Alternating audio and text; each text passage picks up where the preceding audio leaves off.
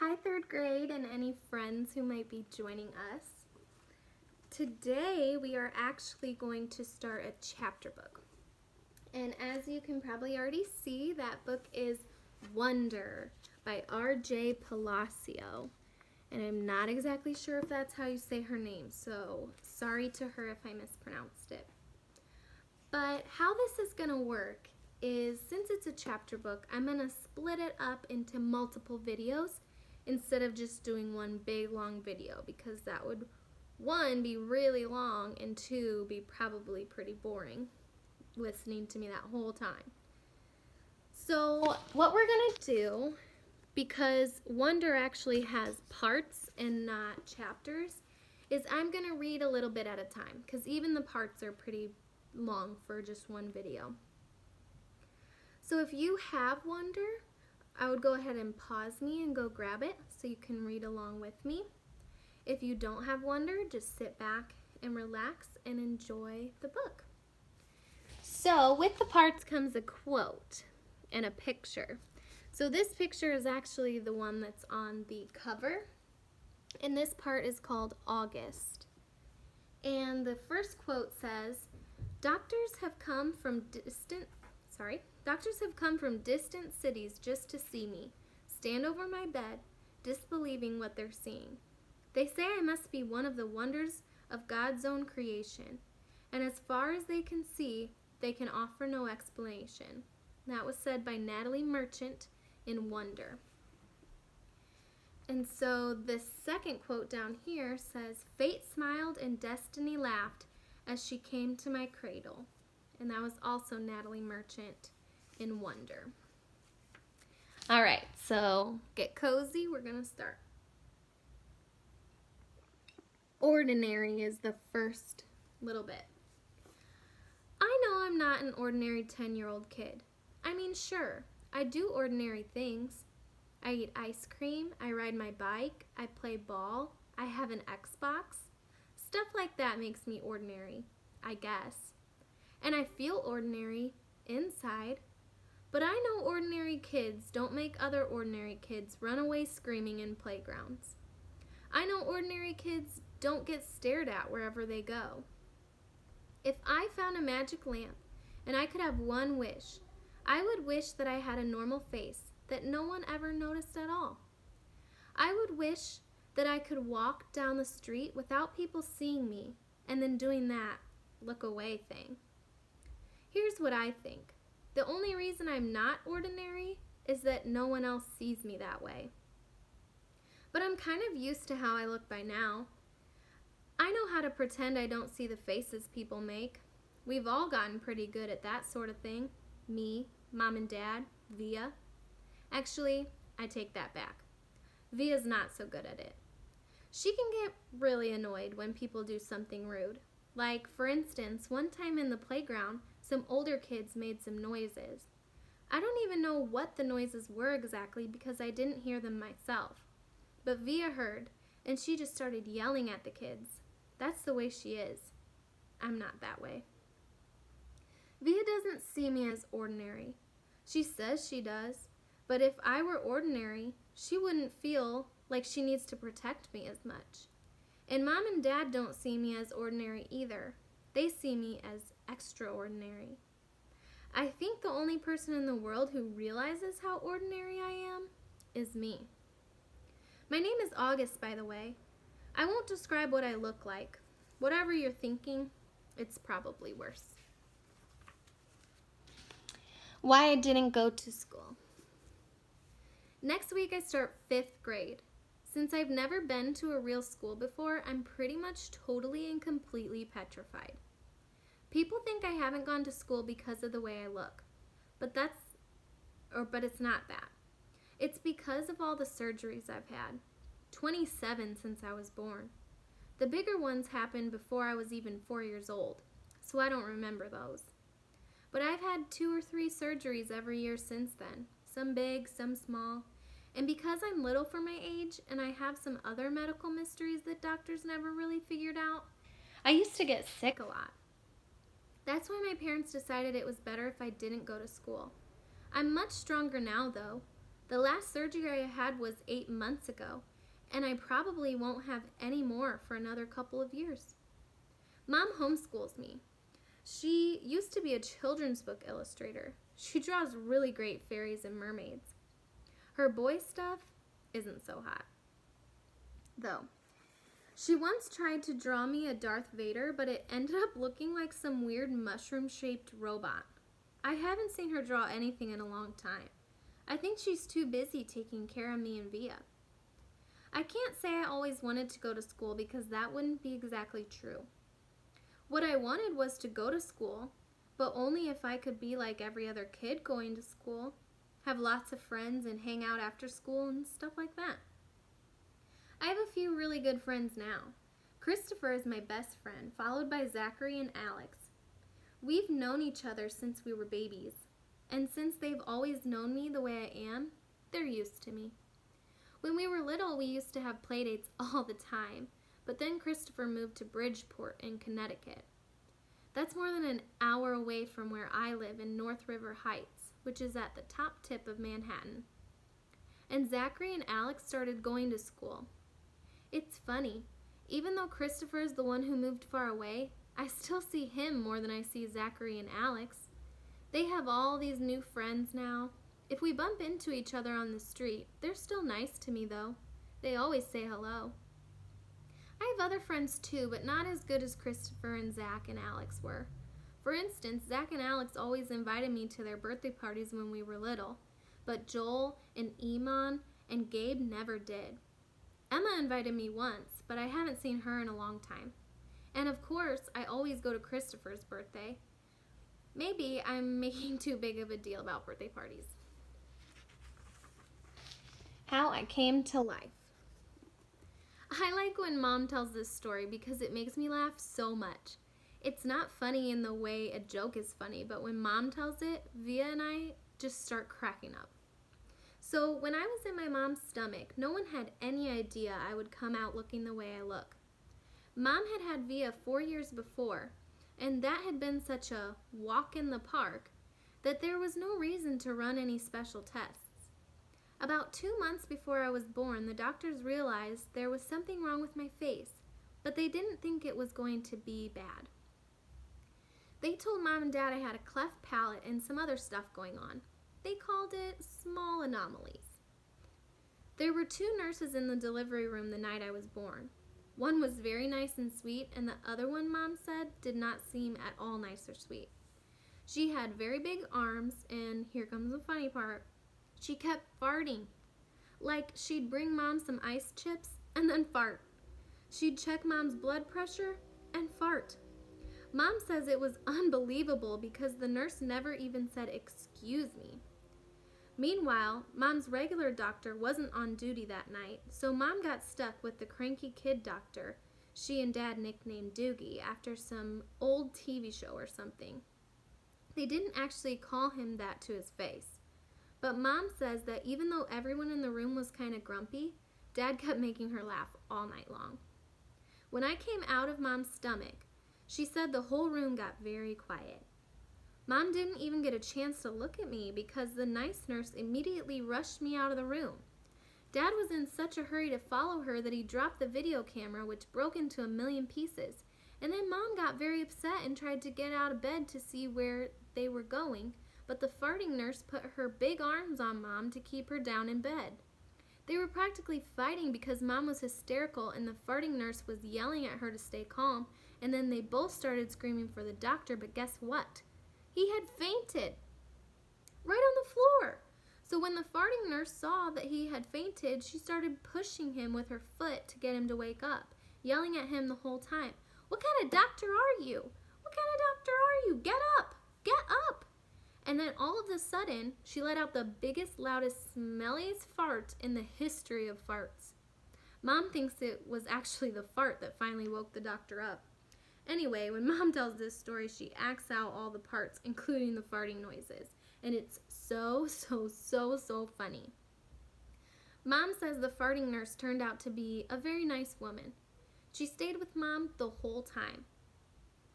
Didn't leave her side even after Dad came back and the doctors told them how sick I was. Mom remembers exactly what the nurse whispered in her ear when the doctor told her I probably wouldn't live through the night. Everyone born of God overcometh the world. And the next day, after I had lived through the night, it was that nurse who held Mom's hand when they brought her to meet me for the first time. Mom says by then they had told her all about me. She had been preparing herself for the seeing of me. But she says that when she looked down into my tiny mushed up face for the first time, all she could see was how pretty my eyes were. Mom is beautiful, by the way, and Dad is handsome. Via is pretty, in case you were wondering. Christopher's house. I was really bummed when Christopher moved away 3 years ago. We were both around 7 then. We used to spend hours playing with our Star Wars action figures and dueling with our lightsabers. I miss that. Last spring, we drove over to Christopher's house in Bridgeport. Me and Christopher were looking for snacks in the kitchen, and I heard Mom talking to Lisa, Christopher's mom, about my going to school in the fall. I had never ever heard her mention school before. "What are you talking about?" I said. Mom looked surprised, like she hadn't meant for me to hear that. "You should tell him what you've been thinking, Isabel," Dad said. He was on the other side of the living room talking to Christopher's dad. "We should talk about this later," said Mom. "No, I want to know what you're talking about," I answered. "Don't you think you're ready for school, Augie?" Mom said. "No," I said. "I don't either," said Dad. "Then that's it, case closed," I said, shrugging, and I sat in her lap like I was a baby. "I just think you need to learn more than I can teach you," Mom said. "I mean, come on, Augie. You know how bad I am at fractions." "What school?" I said. I already felt like crying. "Beecher Prep, right by us." "Wow, that's a great school, Augie," said Lisa, patting my knee. "Why not Via's school?" I said. "That's too big," Mom answered. "I don't think that would be a good fit for you." "I don't want to," I said. I admit I made my voice sound a little babyish. "You don't have to do anything you don't want to do," Dad said, coming over and lifting me out of Mom's lap. He carried me over to sit on his lap on the other side of the sofa. "We won't make you do anything you don't want to do." "But it would be good for him, Nate," Mom said. "Not if he doesn't want to," answered Dad, looking at me. "Not if he's not ready." I saw Mom look at Lisa, who reached over and squeezed her hand. "You guys will figure it out," she said to Mom. "You always have." "Let's just talk about it later," said Mom. I could tell she and Dad were going to get in a fight about it. I wanted Dad to win the fight, though a part of me knew Mom was right. And the truth is, she really was terrible at fractions. Driving. It was a long drive home. I fell asleep in the back seat like I always do, my head on Via's lap like she was my pillow and a towel wrapped around the seatbelt so I wouldn't drool all over her. Via fell asleep too, and Mom and Dad talked quietly about grown-up things I didn't care about. I don't know how long I was sleeping, but when I woke up there was a full moon outside the car window. It was a purple night and we were driving on a highway full of cars. And then I heard Mom and Dad talking about me. "We can't keep protecting him," Mom whispered to Dad, who was driving. "We can't just pretend that he's going to wake up tomorrow and this isn't going to be his reality, because it is, Nate, and we have to help him learn to deal with it. We can't just keep avoiding situations that..." "So sending him off to a middle school like a lamb to a slaughter?" Dad answered angrily. But he didn't even finish his sentence because he saw me in the mirror looking up. "What's a lamb to the slaughter?" I asked sleepily. "Go back to sleep, Augie," Dad said softly. "Everyone will stare at me at school," I said, suddenly crying. "Honey," Mom said. She turned around in the front seat and put her hand on my hand. "You know, if you don't want to do this, you don't have to. But we spoke to the principal there and told him about you, and he really wants to meet you." "What did you tell him about me?" "How funny you are and how kind and smart. When I told him you read Dragon Rider when you were 6, he was like, 'Wow, I have to meet this kid.'" "Did you tell him anything else?" I said. Mom smiled at me. Her smile kind of hugged me. "I told him about all your surgeries and how brave you are," she said. "So he knows what I look like?" I asked. Well, we brought pictures from last summer in Montauk, Dad said. We showed him pictures of the whole family and that great shot of you holding that flounder on the boat. You were there too? I have to admit I felt a little disappointed that he was a part of this. We both talked to him, yes, Dad said. He's a really nice man. You would like him, Mom added. Suddenly, it felt like they were on the same side. Wait, so when did you meet him? I said. He took us on a tour of the school last year, said Mom. Last year? I said. So you've been thinking about this for a whole year and you didn't tell me? We didn't know if you'd even get in, Augie, answered Mom. It's a very hard school to get into. There's a whole admissions process. I didn't see the point in telling you and having you get all worked up about it unnecessarily. But you're right, Augie. We should have told you when we found out last month that you got in, said Dad. In hindsight, sighed Mom. Yes, I guess. Did that lady who came to the house that time have something to do with this? I said. The one that gave me that test? Yes, actually, said Mom, looking guilty. Yes. You told me it was an IQ test, I said. I know. Well, that was a little white lie, she answered. It was a test you need to take to get into school. You did very well on it, by the way. So you lied, I said. A white lie, but yes, sorry, she said, trying to smile, but when I didn't smile back, she turned around in her seat and faced forward. What's a lamb to the slaughter? I said. Mom sighed and gave Daddy a look. I shouldn't have said that, Dad said, looking at me in the rearview mirror. It's not true. Here's the thing. Mommy and I love you so much and we want to protect you any way we can. It's just sometimes we want to do it in different ways. I don't want to go to school, I answered, folding my arms. It would be good for you, Augie, said Mom. Maybe I'll go next year, I answered, looking out the window. This year would be better, Augie, said Mom. You know why? Because you'll be going into 5th grade, and that's the first year of middle school for everyone. You won't be the only new kid. I'll be the only kid who looks like me, I said. I'm not going to say it won't be a big challenge for you because you know better than that, she answered. But it'll be good for you, Augie. You'll make lots of friends, and you'll learn things you'd never learn with me. She turned in her seat again and looked at me. When we took the tour, you know what they had in their science lab? A little baby chick that was just hatching out of its egg. It was so cute. Augie, it actually kind of reminded me of you when you were a little baby with those big brown eyes of yours. I usually love when they talk about when I was a baby. Sometimes I wanted to curl up into a little tiny ball and let them hug me and kiss me all over. I miss being a baby, not knowing stuff. But I wasn't in the mood for that now. I don't want to go, I said. How about this? Can you at least meet Mr. Tushman before making up your mind? Mom asked. Mr. Tushman? I said. He's the principal, answered Mom. Mr. Tushman? I repeated. I know, right? Dad answered, smiling and looking at me in the rearview mirror. Can you believe that name, Augie? I mean, who on earth would ever agree to have a name like Mr. Tushman?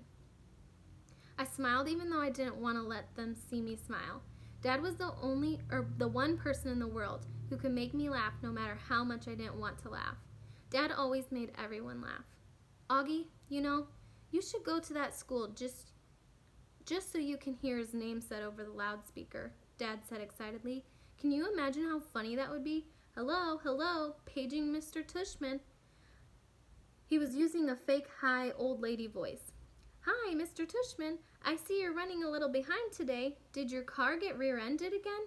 What a bum rap. I started laughing, not even because I thought he was being that funny, but because I wasn't in the mood to stay mad anymore. It could be worse, though, Dad continued in his normal voice. Mom and I had a professor in college called Miss Butt. Mom was laughing now, too. Is that for real? I said. Roberta Butt, Mom answered, raising her hand as if to swear. Bobby Butt. She had huge cheeks, said Dad. Nate, said Mom. What? She had big cheeks is all I'm saying. Mom laughed and shook her head at the same time. Hey, I know, said Dad excitedly. Let's fix them up on a blind date. Can you imagine? Miss Butt, meet Mr. Tushman. Mr. Tushman, here's Miss Butt. They could get married and have a bunch of little tushies. Poor Mr. Tushman, answered Mom, shaking her head. Augie hasn't even met the man yet, Nate. Who's Mr. Tushman? Via asked groggily. She had just woken up. He's the principal of my new school, I answered. Okay, so we're going to stop there. And next time we will be picking up at Paging Mr. Tushman. All right. So I hope that you stay happy and healthy and that you are making the most of this time at home. I miss you so much and I can't wait to see you again. But until then, I will see you in the next video. Bye.